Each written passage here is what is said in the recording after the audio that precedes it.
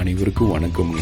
இன்றைக்கி பார்க்க போகிற 4 ஏக்கர் விவசாய நிலம் எங்கேன்னு பார்த்துட்டோம்னா பொள்ளாச்சிங்க. பொள்ளாச்சிலேருந்து மேற்கு சைடு ட்ராவல் பண்ணி வந்தோம்னா, அதாவது திருச்சூர் மெயின் ரோட்டு வழியாக ட்ராவல் பண்ணி வந்தோம்னா மீனாட்சிபுரத்தை ரீச் பண்ணிடலாங்க. மீனாட்சிபுரத்துலேருந்து ஒரு 5 மினிட்ஸ் ட்ராவல் பண்ணி வந்தோம்னா இந்த 4 ஏக்கர் விவசாய நிலத்தை ரீச் பண்ணிடலாங்க.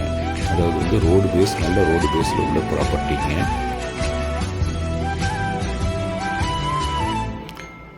இந்த பூமிக்கு 11 மாதம் வாய்க்கால் தண்ணியும் இருக்குங்க. வாய்க்கால் பாருங்கள், டேமுக்கு பக்கத்தாலேயே அமைஞ்சிருக்குதுங்க இந்த ப்ராப்பர்ட்டி. டேம் வியூ பாருங்கள்.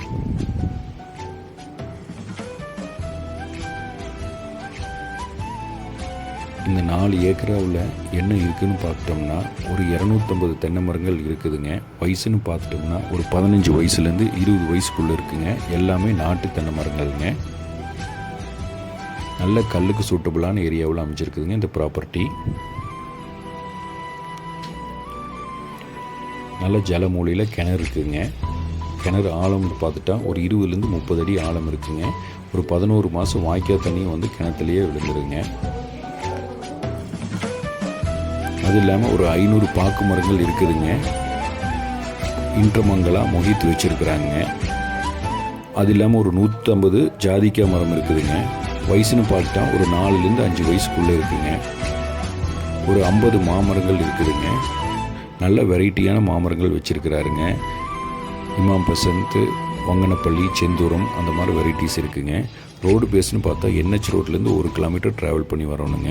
கட் ரோடு பேஸ்னு பார்த்தா ஒரு 400லேருந்து 500 மீட்டர் கட் ரோடு பேஸ் இருக்குங்க இந்த ப்ராப்பர்ட்டிக்கு. நல்ல ஸ்கொயரான ப்ராப்பர்ட்டிங்க. இன்வெஸ்ட்மெண்ட்டுக்கு சூட்டபுளான ப்ராப்பர்ட்டியும் கூடங்க. ஃபார்ம் ஹவுஸுக்கு சூட்டபுளான ஏரியாவில் அமைஞ்சிருக்குங்க இந்த ப்ராப்பர்ட்டி.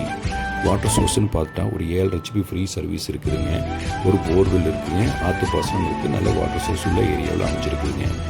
ரேட் வைஸில் என்ன சொல்கிறாருன்னா ஓனர் 62 லட்ச ரூபா சொல்கிறாருங்க. சொல்லும் விலை தான் இன்னும் உட்காந்து பேசி இன்னும் கம்மி பண்ணிக்கலாங்க. இன்கம் சோர்ஸ்னு பார்த்தோம்னா கல் வருமானம் இருக்குதுங்க. ஜாதிக்காய் வருமானம் இருக்குதுங்க. பாக்கு வருமானம் இருக்குது. மாமரம்னா இருக்குதுங்க.